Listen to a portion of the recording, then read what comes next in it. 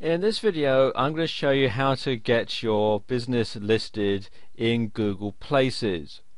Google Places, they used to call it Google Local, but they call it Google Places now, enables you to get your business listed as a map listing in Google.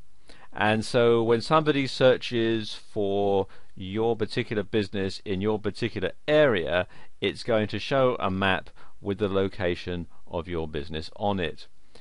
Just to give you an example here, I'm searching here for restaurants in Glasgow Merchant City, and if I scroll over a bit you can see that there is a restaurant listed.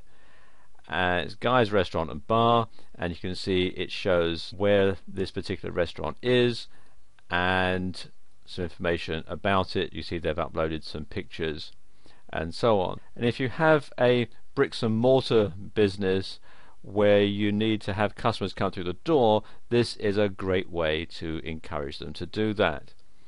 Also, when you have your business listed in Google Places, it has a listing on Google Maps.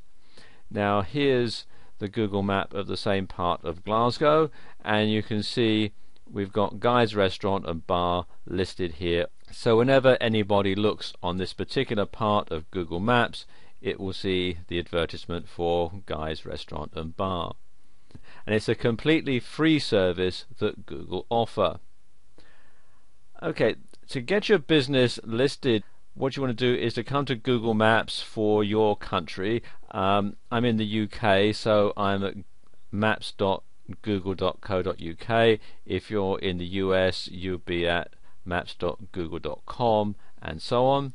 And then click here on this link where it says put your business on Google Maps. So click here, and then you need to sign in with your Google account. So I'm just going to sign in now.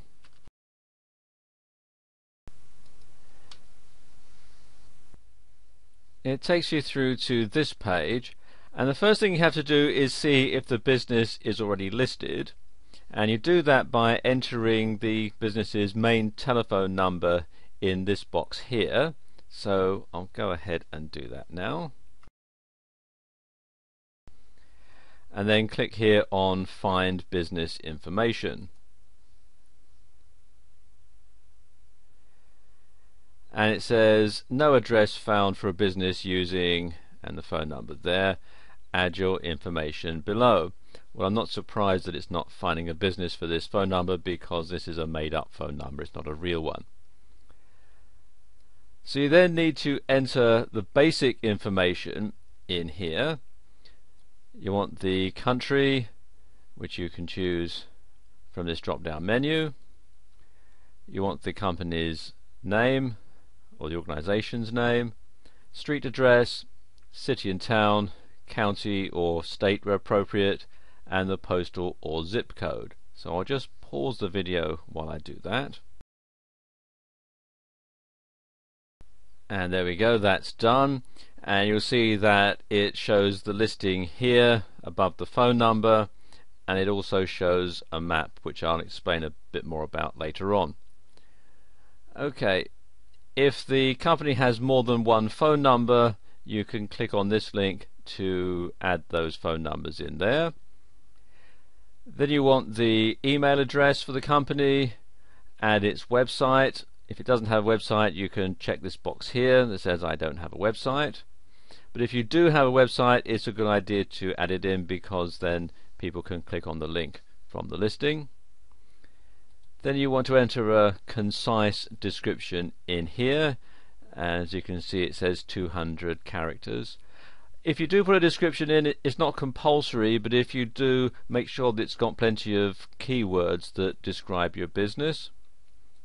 And then you want the category, and this is very important, and you can have up to 5 categories that you can list your business in. Now let's say this is a law firm,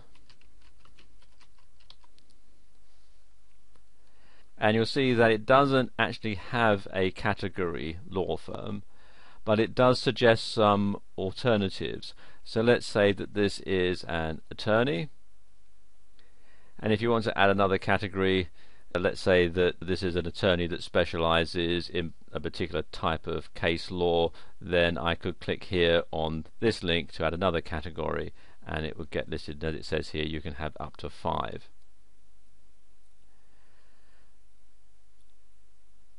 Then we have the service areas and location settings,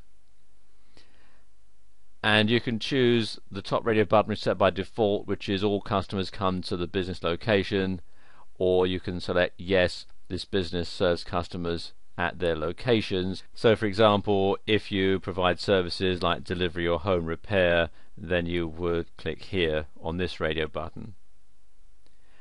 Then you have the hours of operation, and you can select them here, or you can not specify. And as it says here, if you split the hours, for example, if you run a restaurant and it's open at lunchtime and then it closes in the middle of the day and then it's open again in the evening, you can set that there. Then we've got the payment options, and again, if you have a restaurant or a retail store, you'd want to check as many of these as apply, as many of these tick boxes, so that your customers know how they can pay you. Then there's photos, and like in the restaurant example that we looked at earlier on, you can have some photographs in your listing. As it says here, you can have up to 10. So if you want to have the exterior of your building, or a photograph of your products, or like in the earlier restaurant example, they actually had some photos of their meals, then you can either upload them from your computer by clicking on the browse button, or you can click on this radio button and upload the photograph from elsewhere on the web. Then there's videos. If you have a YouTube video, you can add a listing to it here. Simply paste the URL in this box here and click add video. And then there's any additional details that you might want to add. You would put the category in this box here on the left, and the details here on the right. So you can customize it so that you can give as much information as possible to potential customers. And you can see the examples they give here, like parking available and yes. So if you were going to do that, you'd put parking available in this box here on the left, and yes here in this box on the right. I'll just scroll over a bit here and show you. You've got the map, and this particular map is spot on. The address that I've given is a real address for a building in London. The company is actually fictitious, but the building is real, and this marker is spot on. If it was not correct, I could click here on this link and then use the mouse to move the marker around till I found the right location for it. Okay, and when that's done, if you're happy with the information, you can click here on submit.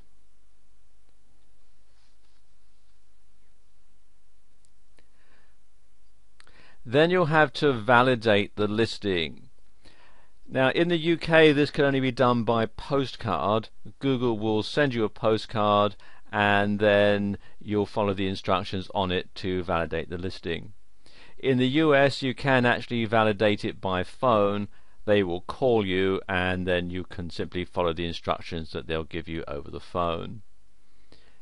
When you're validating by postcard, you can also have a contact name, which is useful if the organization is quite a large one, so it makes sure it gets through to the right person. One other thing that I need to point out that's very important is when you set up your Google Places listing, you must use a Google account or an email address that belongs to your business. The reason for this is once the listing has been validated, it will be tied forever to the email address that was used to set it up.